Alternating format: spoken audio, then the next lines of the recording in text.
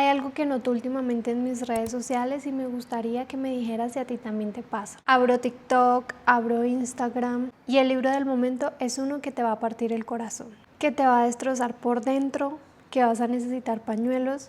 Si ustedes quieren destruirse, leas este libro. O que te va a dejar sin palabras de lo oscuro que es. Y lo que me parece muy raro es que eso realmente funciona. Es el libro que termina teniendo más comentarios, que termina siendo el más comprado o en su defecto el más recomendado. Pero ¿por qué pasa esto? ¿Qué dice eso de nosotros como lectores? Y algo mucho más importante, es algo que nos debería preocupar. Primero tenemos que entender qué está pasando, porque esto no es algo como que de repente todos nos volvimos masoquistas literarios. Y es que las plataformas como YouTube, TikTok, Instagram funcionan con un principio muy simple. Lo que genera reacción se amplifica y eso nos lleva a que llorar con un libro, sentirte arruinado por una historia, genera una reacción enorme. También es por eso que las polémicas se vuelven tan virales. Nos encontramos diferentes videos con las premisas de este libro me destruyó y que obtenemos millones de vistas. Entonces, en una primera instancia tenemos el factor algorítmico. El contenido que es fuerte se viraliza y esto es algo que las editoriales usan a su favor. Ya, por ejemplo, hay libros con los cuales se hace marketing diciendo y teniendo una advertencia, como si esto fuera un sello de calidad. Y paradójicamente, eso atrae más gente. Sin embargo, hay algo un poco más profundo que el algoritmo y eso nos lo explica la Grecia antigua. Hay un concepto que se llama catarsis y esto lo podemos relacionar con la idea de que cuando presenciamos o vivimos un evento traumático a través del arte, procesamos las emociones de otra manera, que sin eso no sabríamos cómo soltar eso que tenemos dentro. Por ejemplo, leer sobre una relación tóxica no necesariamente es masoquismo, sino puede ser una forma de decir, ok, esto fue algo que me pasó y me encuentro en lo que el autor o la autora me están diciendo. Pero hay otro elemento que me parece un poco más cultural. Y es que vivimos en una era donde mostrarnos vulnerables se convirtió en una forma de construir comunidad, de construir una identidad. Decir que leíste un libro sobre ansiedad, sobre trauma, sobre abuso, dice algo sobre ti. Es una señal de que eres una persona que entiende, que eres profunda y eso tiene un valor social enorme en redes. Entonces podemos decir que lo que parece tendencia literaria en realidad es un reflejo de algo mucho más grande. ¿Cómo construimos comunidad alrededor del sufrimiento? Ese sufrimiento que compartimos con otros, que compartimos con los autores que escriben estas novelas. A su vez, siento que debo ser honesta con ustedes porque hay algo de esto que me genera un poco de incomodidad y que no siempre sé muy bien cómo articular. Y es que cuando abro mi lista de lecturas, me doy cuenta que llevo semanas leyendo desgracias, historias de trauma, de pérdida, de relaciones que destruyen a otras personas y no puedo evitar preguntarme en qué me está convirtiendo esto. Porque sin la necesidad de menospreciar o decir que estos libros son malos, pienso que tenemos que llevar una dieta de consumo, porque al final somos eso que consumimos.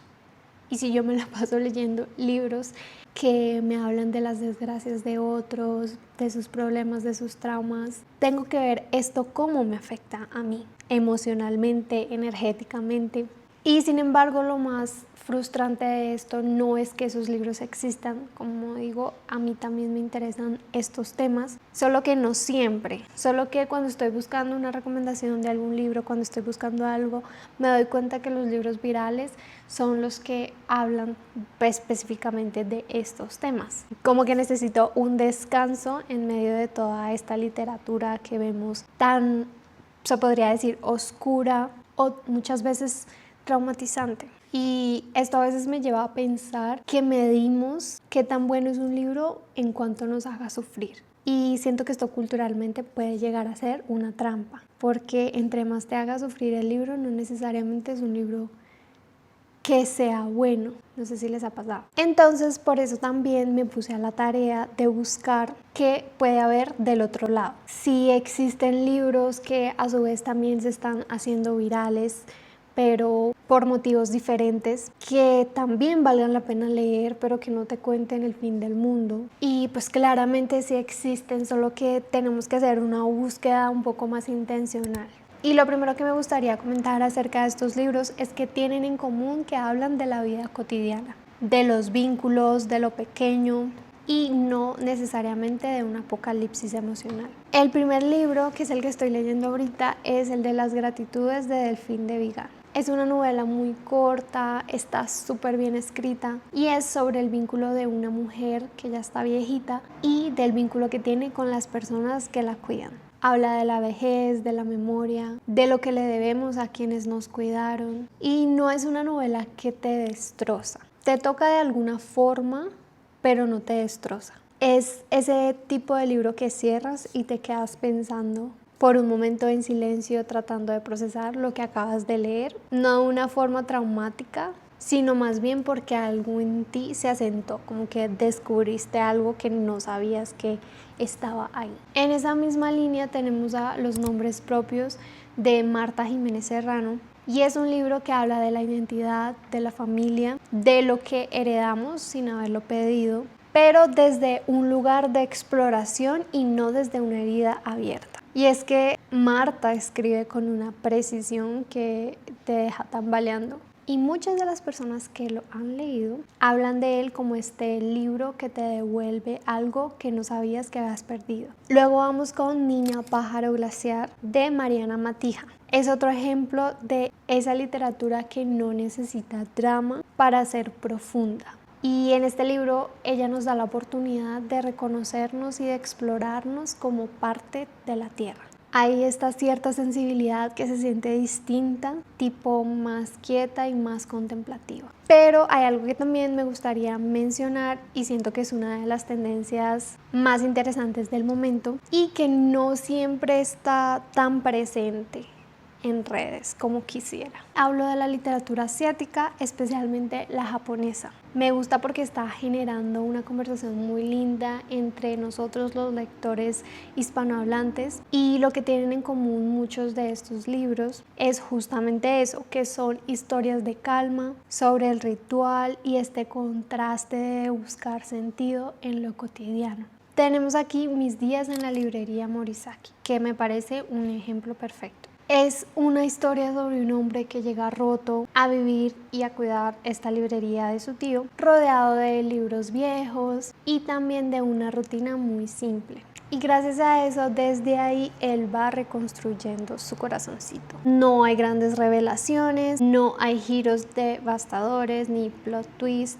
Sin embargo, hay té, hay libros, hay conversaciones lentas. La gente que lo lee dice que se sintió abrazada y esto me recuerda a un libro que yo también leí hace un tiempo. Esta era de una autora coreana que recuerdo que también les dije, este libro se sintió como un abrazo al alma y eso me gusta. O sea, luego de estar leyendo cosas muy fuertes, leer este tipo de libros es un descanso. Por eso también les recomiendo que si llevan una racha ya de leer libros así fuertes, que se den la oportunidad con la literatura asiática. Eso sí, no vayan a leer a Han Kang.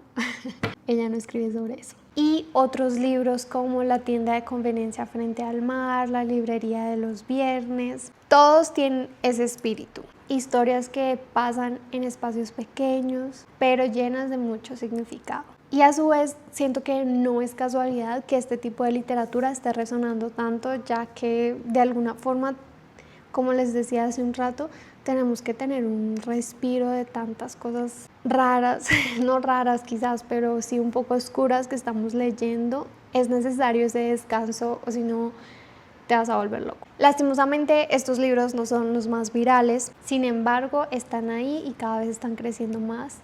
Y me parece importante que busquemos intencionalmente este tipo de lecturas. Y al final no estoy leyendo que dejemos de leer literatura un poco más cruda, porque siento que esto nos pone también en contacto con la realidad, porque muchas de las cosas que se ven allí en estos libros que nos pueden parecer oscuras y traumáticas, en realidad muchas veces son cosas que pasan en la vida real.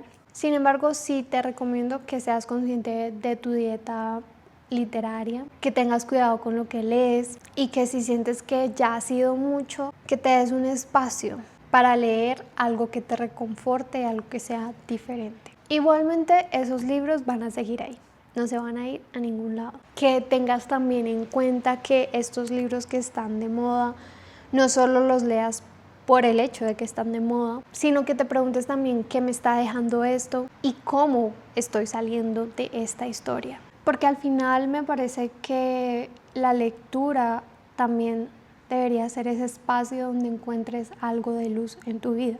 Y no es algo que debas hacer siempre, no necesariamente, pero sí de vez en cuando. Así que esto es todo por el video de hoy. Muchas gracias por estar aquí y nos vemos en un próximo video.